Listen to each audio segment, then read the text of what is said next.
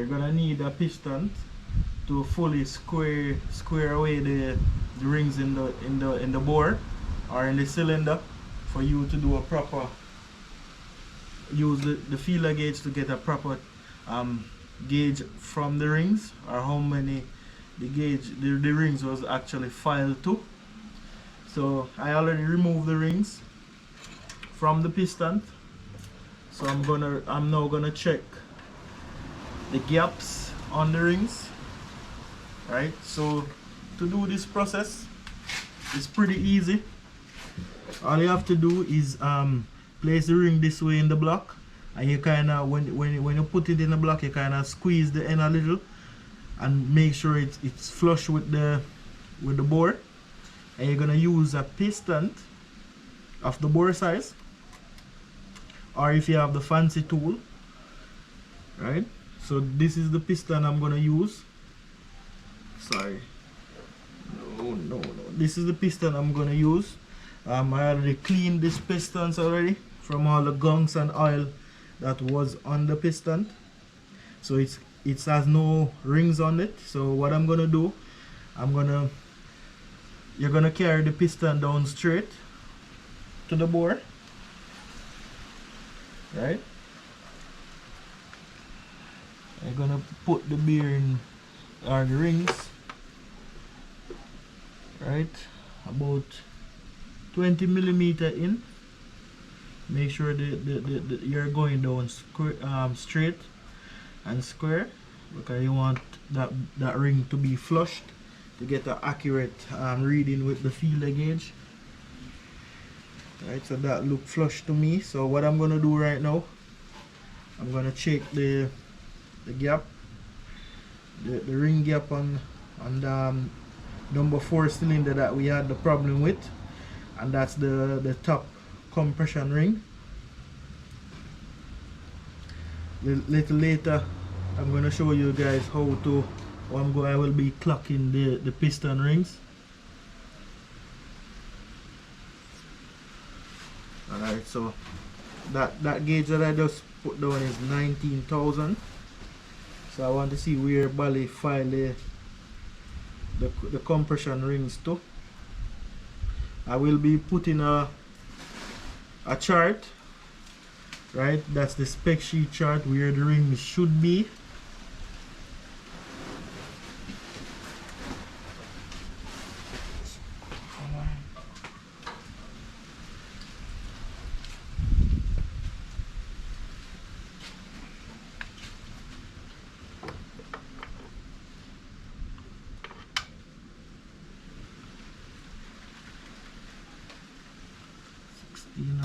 Of an inch.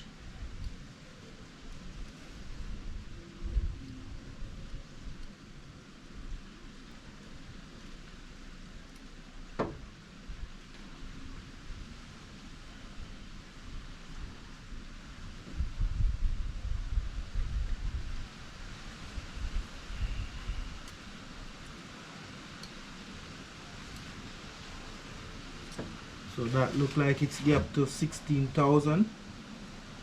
The top ring. So let me just go ahead and try a 17,000 feeler gauge and see if it will slide in. You can know where you gap it once you feel the resistance when you actually put the gauge inside the ring.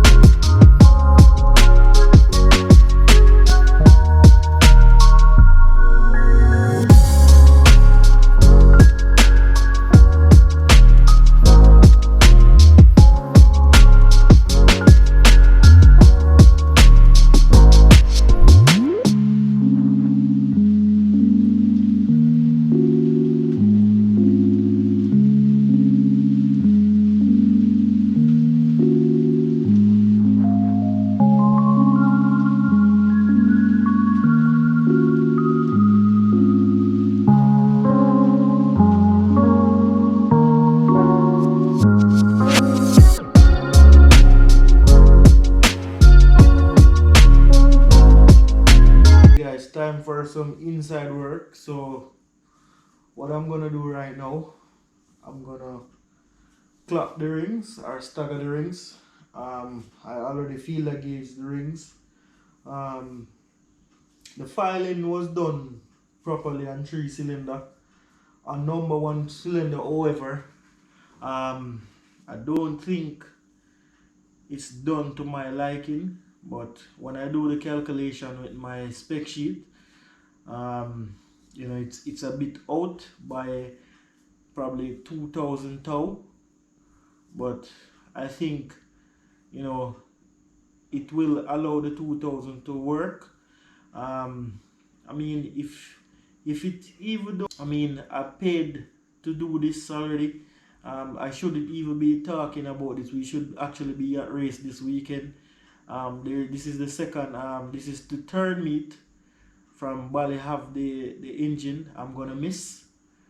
But anyway, we're gonna correct his mistake. I'm gonna do it my way now. You know, this is the reason why a lot of mechanics, you know, I will never give them back work to be done on my car.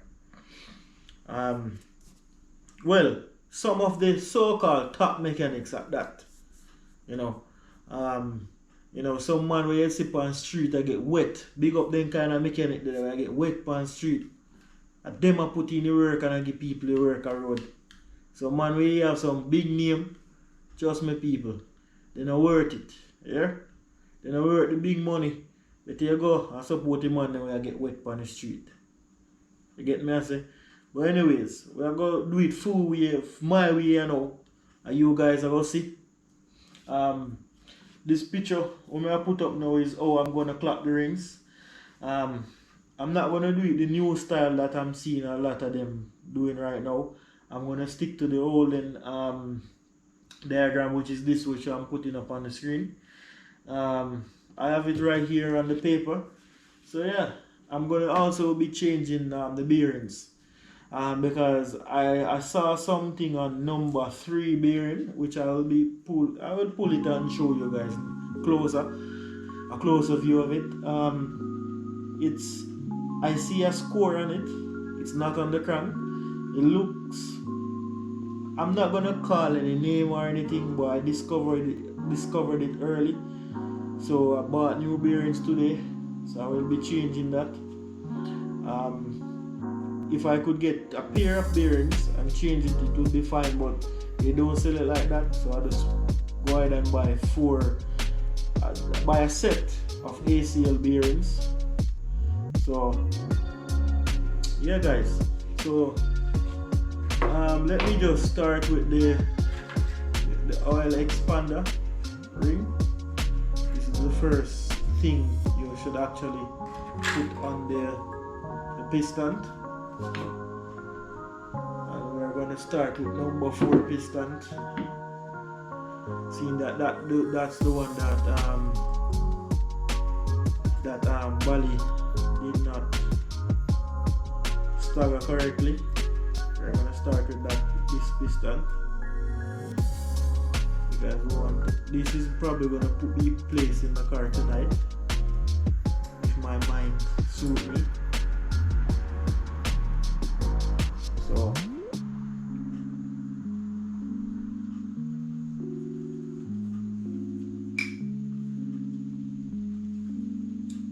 this is the oil expander. So you want to make sure that the oil expander is not butted up together.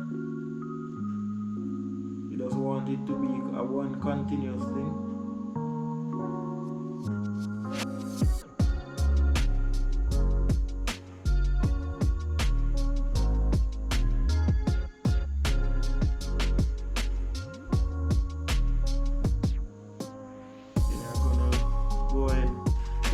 The oil rings, you don't need the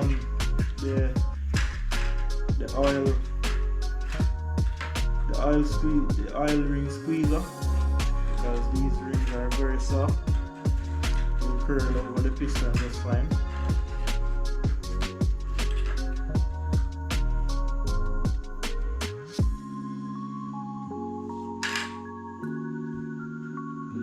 Always start with the oil ring first, guys.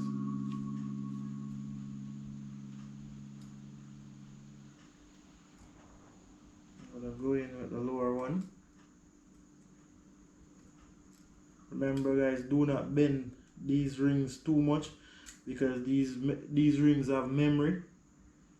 So if you bend them too much, when they go in the cylinder wall, they're not going to be sealing the engine properly.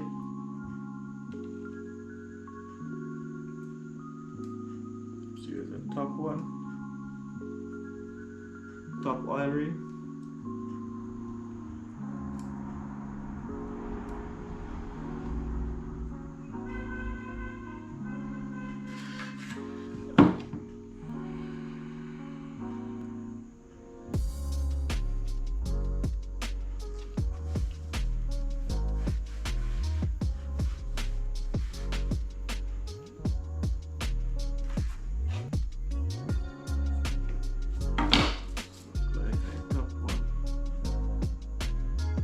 Second one.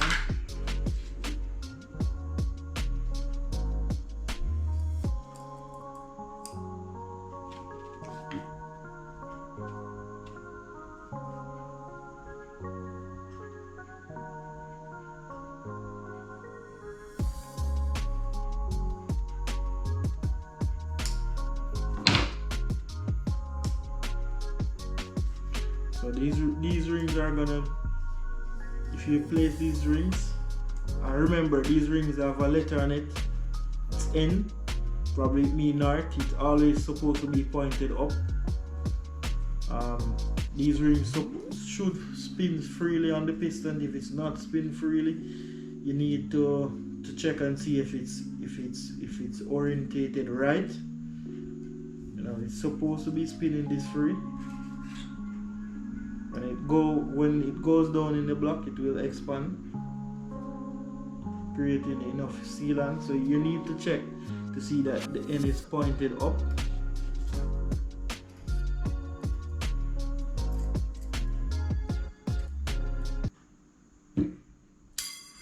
Woo!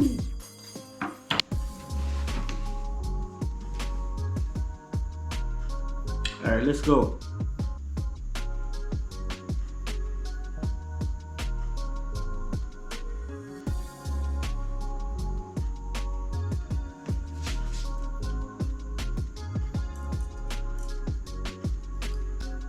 Out in life, me did for discourage long time. I would, guys. Cause you know you pay your money to do these things already, and you have to end up back do it yourself. Why sense you pay your money in the first place? Oh.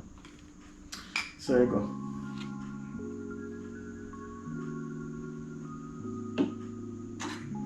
Alright, so the top.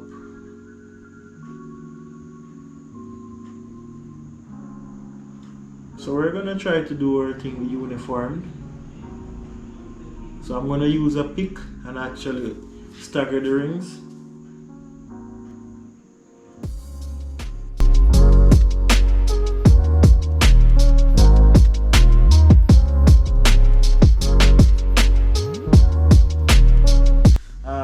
Because I'm orientating the rings for tomorrow to just put them in the block. And I've told you guys that I bought some new bearings. So what I'm gonna do, I'm gonna assemble the bearings first, then I will put the rings on the piston. So that's what I'm gonna do. So when you're assembling the bearing, you have to make sure that the tans are lined up with actually the tans in the piston.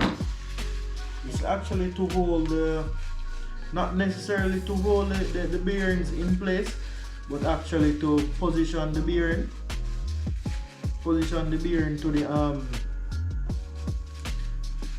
for it to line up with the crankshaft. So it's not really to hold the bearing. The sole purpose is not to hold the bearing, it's actually to position the bearing. Right, so I'm gonna use some thin oil. Some person don't put oil behind the bearing, but Jay from Reese Street do it. A lot of person I know do it, not only Jay, but some person don't. Well, I'm gonna lube mine because you want all moving parts before the oil pump start. Pump the oil around the engine to be lubed.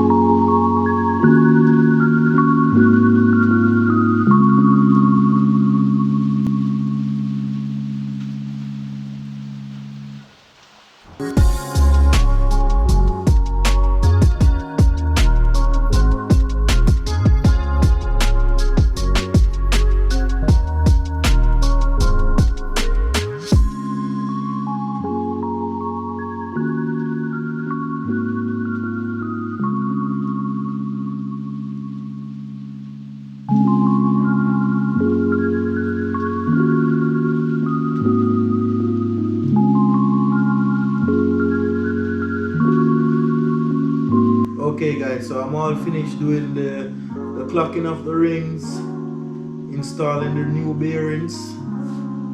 So the only thing is there left to do now. The next video you guys gonna see is when I'm actually building back the engine, putting back the pistons in the block, torquing the connecting rod, then slap the head on, bolt down the head, then we dial the cams, go straight away to do a little road tune, try working this new bearing, because once you change the bearing it's good to work it in, but these are expensive bearings. I know a person just slapping the bearings, go and dyno and tune, you don't get a lot of braking time, but I probably just put the car in 5th gear and make it travel for about 2 hours. That should be enough time to work in the bearings. And we go on the road and get a road tune. Then we go to the dyno and do a pull. And then we take our little time dialing the car from there. I'm not too worried. I'm not too worried about what I did. I'm fully confident in what I'm doing right now.